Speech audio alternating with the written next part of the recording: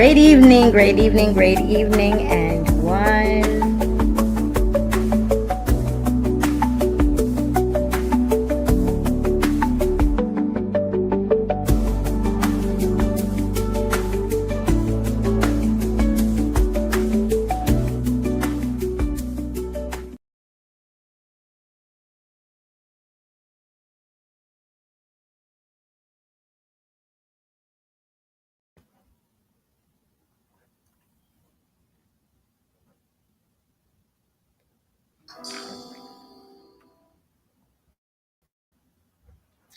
Okay. Not really sure what happened here.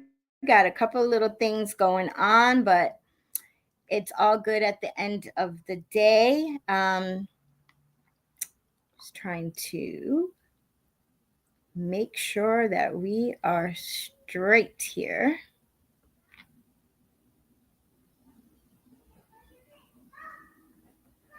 Okay, so we are not at episode 157. We are at episode 158, but it's all good. It's not showing at the top, but it's all good. It's all good at the end of the day. So, welcome once again to the Sonya Dungee podcast, where conversation is always the essence of the soul.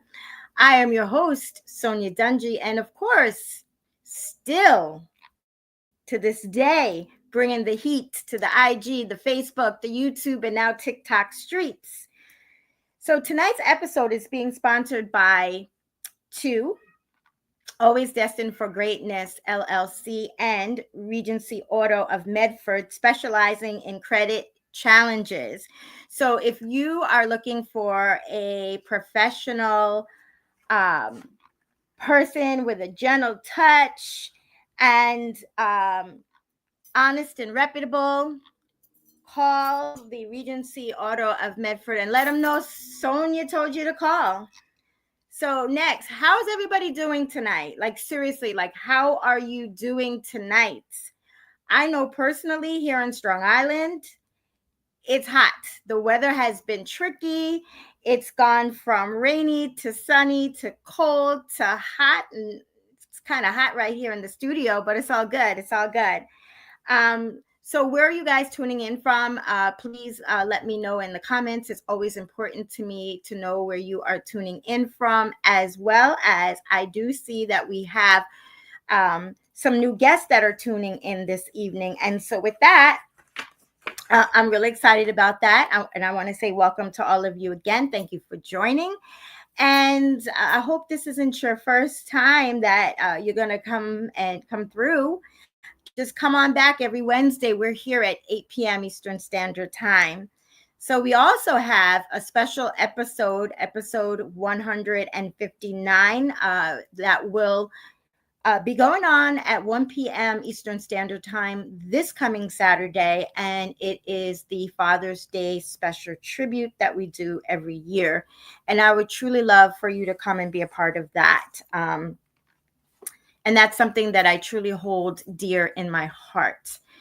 And because we have new members today, I would like to take a few minutes of your time before we get into tonight's topic to just share a little bit of my story, which might answer some of the questions for those of you who are joining for the first time. I know I get a lot of, well, why did you start a podcast? How did you start a podcast? You know, and what happened with your dad? So many different questions, and they're fine. So maybe this will answer some of those questions. So again, my name is Sonya Dungee, excuse me. And now it's kind of dry. And my story actually began on Saturday, January the 23rd of 2021 at the VA hospital in Northport, New York at 12 o'clock Eastern Standard Time. As I sat at my dad's bedside, I held his left hand and watched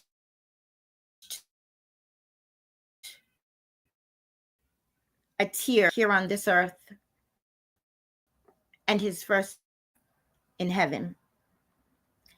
And as a result, I spiraled out of control immediately. I was screaming, no, don't go.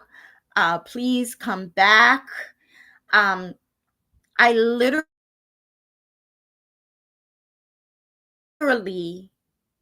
down the hallway, just like I'd be dragged down the hallway to go say my last goodbyes to my dad. It was the same thing over again.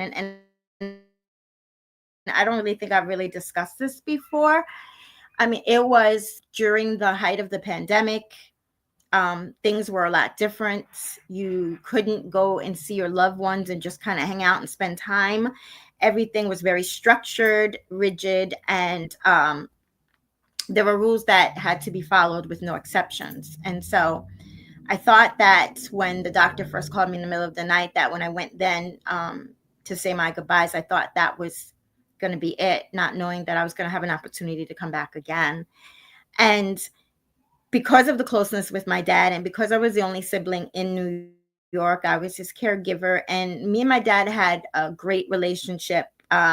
We held each other's secrets. We did everything together. We went shopping together. We were each other's dates. We went to breakfast, lunch, dinner at my dad's favorite place, even when I didn't want to go, because then I had gained a lot of weight. But I did, and I'm glad to this day that I did. But getting back to the story, I spiraled out of control and landed in a very dark, isolated place. Um, I was suffering in silence. I didn't want to tell anybody. I didn't think anybody noticed because I knew they were grieving as well. And I didn't want to add an extra burden to their grief, worrying about me and my grief. And so I just kept it silent. I was running back and forth to Calverton National Cemetery every chance I could get, because I knew that that's where my dad's remains was. And I knew I could feel a sense of closeness there, being with my dad. And so I did that frequently. Sometimes I had family members as bodyguards. Where are you going? Okay, I'll go with you, even when I didn't want them to go. But, you know, they did go with me. And now I can say I am appreciative of that. So further along into the story, because of the pandemic, I was working at home for the first time ever in 25 plus years at the time. And I didn't need to go anywhere else. So I would come out of my room, I would shut the door, walk across the living room into my shishi room, shut the door there, do my 7.5, 8 hour stint, whatever my tour was for that day, shut everything down at the end of the day, go back across the living room into my bedroom, shut the door, and I stayed there. I had a bathroom. I had no reason to come out. I wasn't eating. I lost a lot of weight, wasn't trying to, because I'm sure if I would have tried to, I wouldn't have been able to. I was isolated from my family. At the time, I had 3 beautiful grandchildren. I'm blessed now with 4. They were growing up, and I wasn't there for it. And this continued. And I was like, I felt like a gerbil, or as people say, the hamster on a wheel, just going around and around and around. And like the movie Groundhog Day, just doing the same thing every day just to survive, barely. And this continued. It continued for almost a year, for 342 days. Do the math, there's 365 in a year. And it wasn't until I reached my boiling point and I said, enough is enough. I can't do this anymore. I just can't do it. My dad wouldn't expect that of me. He would be disappointed because he raised his girls a certain way to do a certain thing. And I wasn't doing that. I wasn't living out my call. I wasn't fulfilling my dreams. I wasn't doing anything. So when I decided that enough was truly enough and I couldn't do it anymore, that's when I took action. And in that taking action, I sought out help. I found myself a coach and a mentor, somebody that I so happened to know in a networking atmosphere at the time. But he was doing amazing things, and he was helping others and get to where they wanted to be. And so I joined, and he said to me on a one-on-one, Sonya, if you do the work, if you show up, I promise you I will help you. And in my mind, I was like, I'm gonna show him. I'm gonna be intentional. I'm gonna be focused. I'm gonna show up. I'm gonna do the work. I'm not gonna miss any classes. I'm just gonna do this.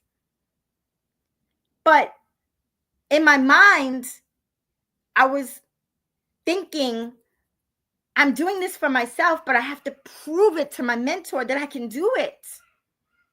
But then the realization came that I didn't have to prove anything to him. I had to start with myself. I had to prove it to myself.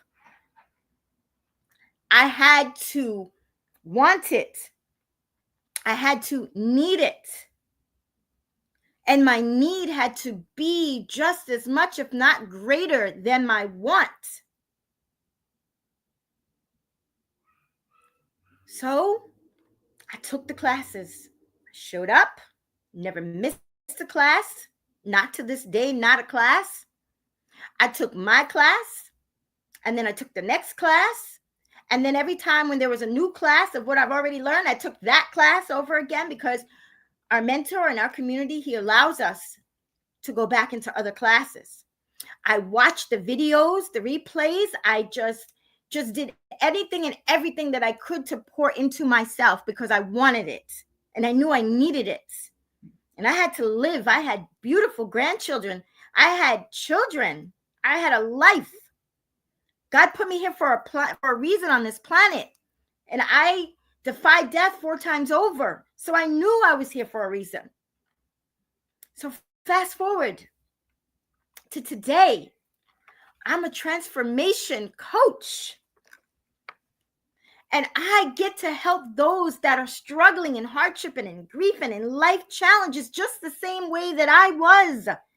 Go from suffering in silence and feeling stuck and broken with no direction, no end in sight, to become unstuck, resilient, with clarity and an attitude of expectation and of excellence, to achieve economic independence, so that they too can be destined for their greatness, so that they too can walk fully in their God-given purpose.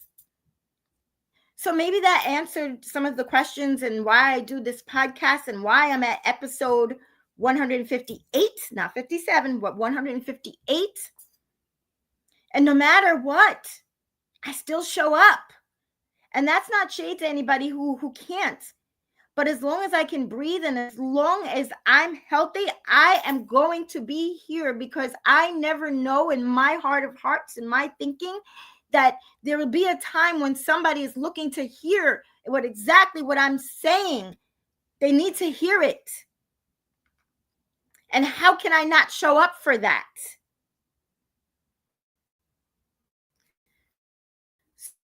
So, without further ado, this evening I'm going to be sharing with you, 5 steps to become unstuck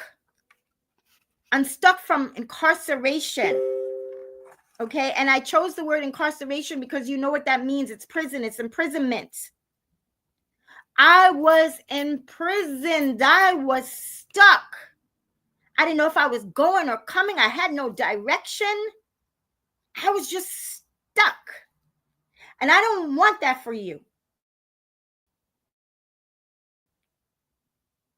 I wish I had a me now, back then, to show me how on a podcast like this. I'm sure they were out there somewhere, but I didn't know. I didn't know what to do, where to go, who to watch. I didn't know about podcasts. My social media was connecting with my friends and family, and that was it. Now we have so many avenues of social media. I use them. So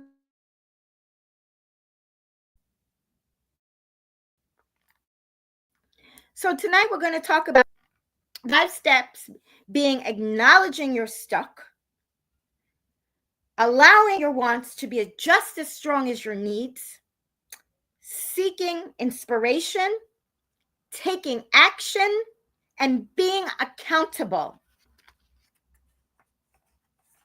So number 1, acknowledge you're stuck. Don't ignore it like I did. Acknowledge it. It's okay. It's okay to have those feelings. It's just not okay to remain stuck for too long. And you might be saying, I am stuck from this miscarriage. I am stuck from grief of losing a loved one. I am stuck in this rut. I am stuck in this financial burden, this bind. I am stuck from this divorce. I am stuck from this bad relationship. I am stuck in this lower paying job. I am stuck in this inadequate living situation. I am stuck from this empty nest. I am stuck as an adoptee, feeling abandoned.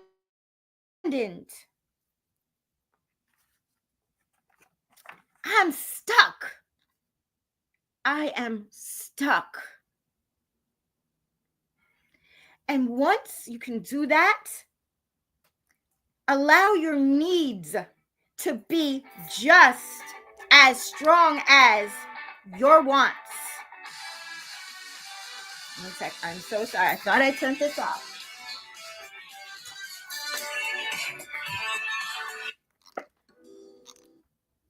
Okay. And this is something that needs to be done when we are on the podcast, to turn off everything. And I'm so sorry. I thought I did. So again, allow your needs to be just as strong as your wants. Okay. Knowing your needs to be fundamental requirements for survival, like food, like water, like shelter, like clothing, healthcare. But first and foremost, I'm a proud child of God. My number one need is God in my life. Without him, I would be nothing. I'm not pressing my faith on anyone, but I am talking my talk. I'm being transparent and honest, and I will not apologize for that. So if what I'm saying is not for you, I understand, and it's fine. But I will talk about my God. I will talk about my faith. So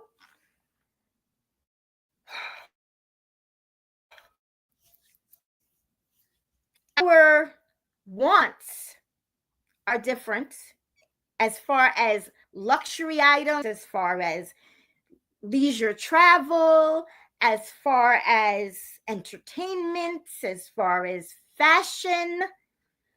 Wants are inviting. And let me just say too, I am not being hypocritical here at all. And trying to portray that I don't enjoy those things as well, because I do. However, during that time when I was stuck, and at that end of my stuck, when I needed and wanted more than anything else to move forward, everything else took a back burner. I used to take trips constantly. My friends and family are saying, "Where are you now? I see you on social media. You didn't tell me you were going." That stopped for me. It's not that I didn't want to do those things, because I love going on vacation. Matter of fact, I'm going on one next month. But not like I used to. And I had to stop it because of where I was at the time. I had to focus on me, but me. That focus had to be on me exclusively. Because if I didn't take care of myself, I couldn't take care of anybody else. Next, seek inspiration. Explore your surroundings. Connect with nature. Now, me, I love to take walks. And you see me on social media. Sometimes I'm walking around the track because I'm trying to get my self-care on and take care of my health. But I love to take walks and listen to the birds chirp and watch them fly. And and just see children playing at the playground, just nature in general, having the wind on me when I'm driving, looking at the beauty and what God has created in the trees and the colors, everything. Immerse yourself in activities that spark your creativity. Surround yourself with inspiring people, a network, a community, if you will, of phenomenal people that have leveled up, that will not judge or degrade, but uplift and support. And I'm grateful for the community that I have. I'm so grateful. I'm so grateful for my friends. I'm grateful for my family. I have friends that I always introduce them as family. I might not talk to them every day. I might not see them every day, but they are there. And I know they are, just as I am for them. So make sure that you surround yourself with inspiring people. And then take that action. Move.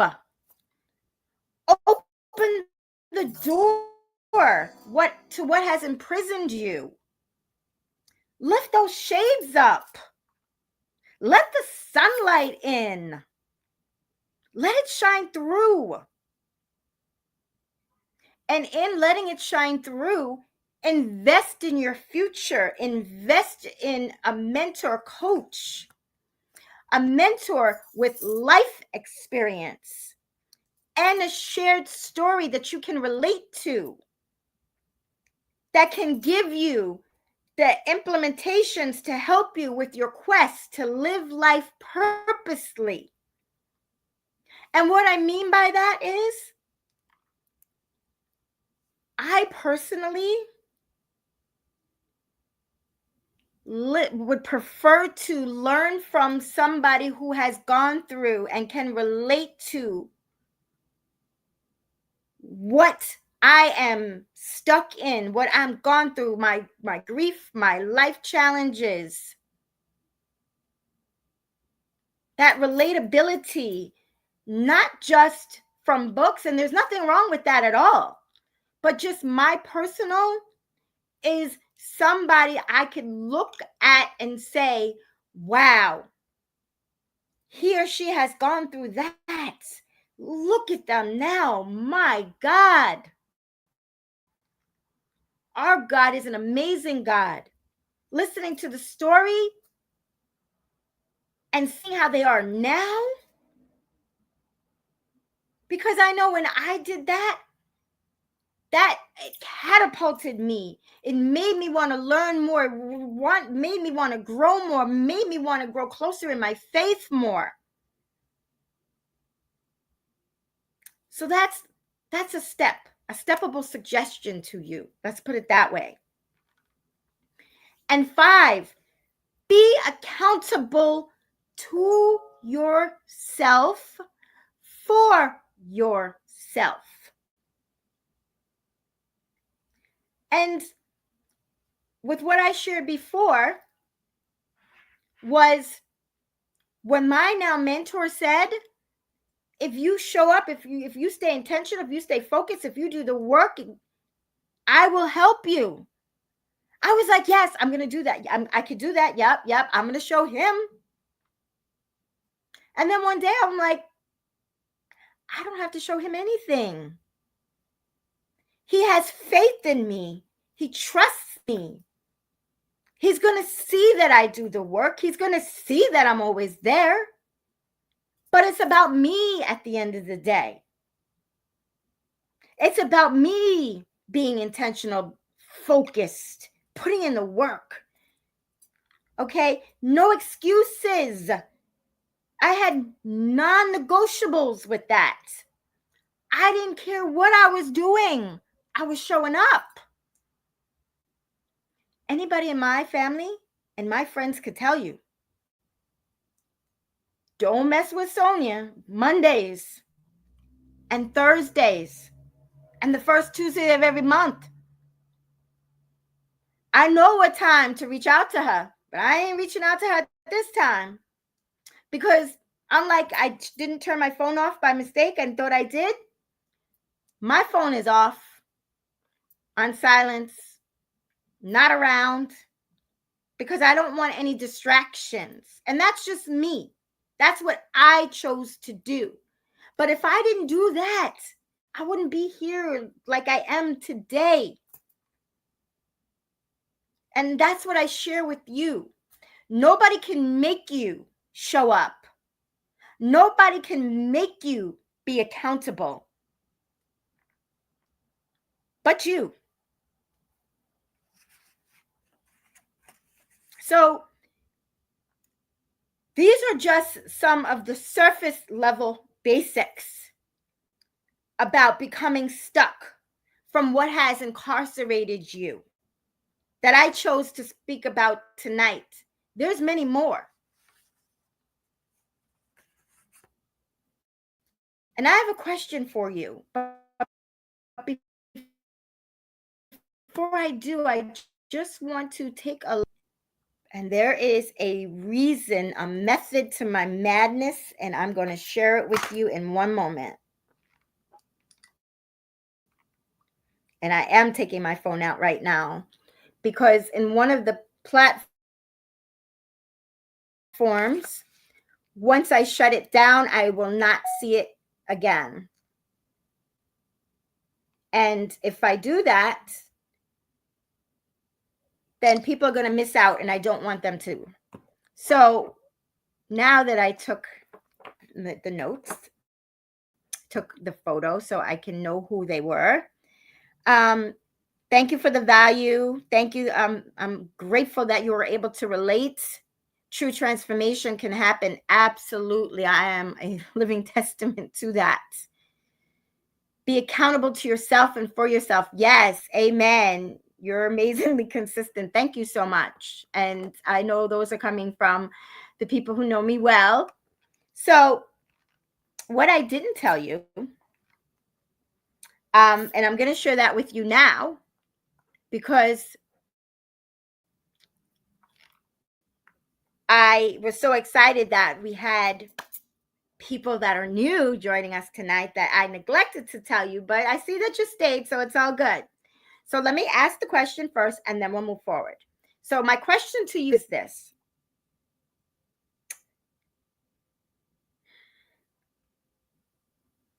Okay. So are you ready? And think about it before you answer the question. Are you ready to gain control from what has got you stuck so that you can be liberated and live life purposefully? Think about it. If this is you, and the answer is yes, since you stayed to the end, if you DM me, I'm ready. I am going to send you the registration link for the Boss Masterclass. 5 key considerations to gain control, become unstuck, and be liberated. Okay? And this is not going to be offered to the general public until next Wednesday, June 18th. The seats are limited, and they're based on first come, first served. So tonight there's going to be a small window of opportunity. Okay, it's 8:31 now. I'm going to give you until 10 p.m. to DM me ready. If you miss it, or you come after 10 p.m., then you're just going to have to wait till next week when the registration link drops for everybody else, the general public. But I figured since you were here and you showed up and you were intentional and you stayed focused, Why not give you that opportunity? So with that being said, again, this Saturday at 1 p.m. Eastern Standard Time, we are going to be doing our Father's Day tribute. I do every year. And like I said, I hold it very dear. So if you're unable to join us live, join us for the replay then. And also, I'm on other platforms as well. And if you like what you hear, if you can go over to my other social media, the Sonya Dungee podcast on, the picture tube one, and like, comment, and share, so that, and not only like, comment, share, but share with those, more importantly, that you feel was described tonight in being stuck.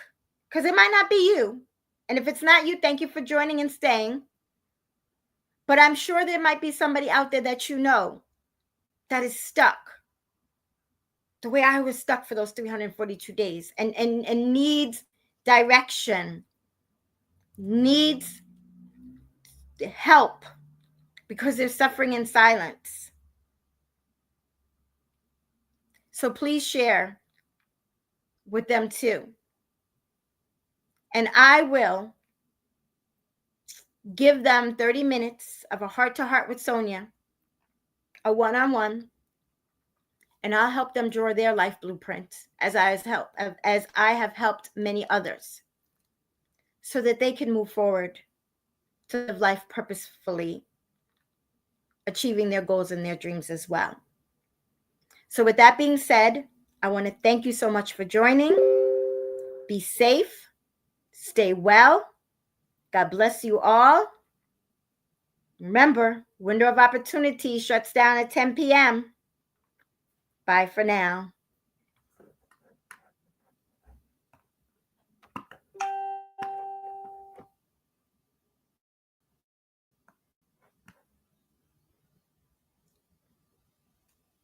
And now that there's some more comments, I don't want to leave any out. Thank you for the value received, the relatability. Thank you. And yes, this is going to be an outstanding masterclass. I'm so excited about that. I'm glad you loved the podcast. And yes, Saturday, please come and join, and invite anybody else that you would like to as well.